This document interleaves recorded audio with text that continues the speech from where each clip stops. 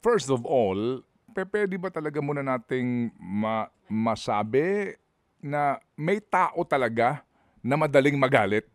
Regardless nasa bahay ka lang, Yes. kung na 'di ba, oo, na madaling magalit? Yes. In fact, it can even be genetic. May mga taong magagalitin na sila and then yung mga anak nila magagalitin rin. So, pwedeng learned behavior yon, pwede rin genetic. There are people talaga more prone to anger.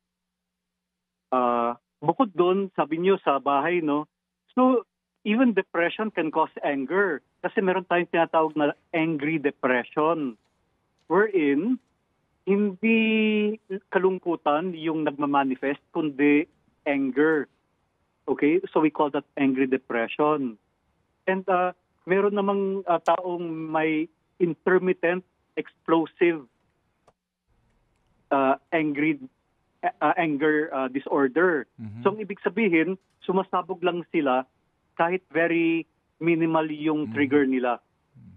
Opo. So, meron ho palang gano'n nga ano na mga tao na either genetic yung problema or medical condition ba matatawag yon, doktor? Papaano po? Please, can you just elaborate po?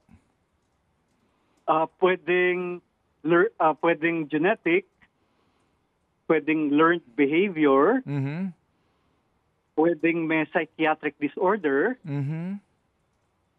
pwedeng may medical condition like diabetes or arthritis or whatever na nagpapairito sa katawan,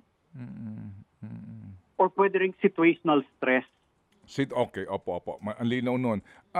Doc, sabi ho ninyo, Right. meron kasing mga iba na kaunting kibot lang agad nang nag-snap, no? O, matindi yung galit. Correct. Opo, pero meron din mga tao na super sweet. Di ba? Ang bait-bait niya. Opo, napaka-sweet niya. Pero meron naman pagkakataon na siya ay andali magalit. Galit sa mundo. Parang dalawa yung kanyang personality. Ano po ang tawag doon? So kung disorder lang, pwede nating sabihin bipolar. So ang ibig sabihin, may personality siyang kalmado lang, sabi niyo nga sweet, pero yung opposite nun, yung isa pang pole na opposite, ay yung pagiging magagalitin naman. So in other words, meron siyang mood swings. Okay? Posible rin naman, talagang sweet naman siya. Kaya lang sa sobrang kaswitan, kinikimkim na niya yung mga emotions niya. And dahil sa pagkimkim, sumabog na lang siya. So you see, importante na hindi dapat palaging sweet. Kung sweet man, dapat may outlet. Otherwise, baka sumabog.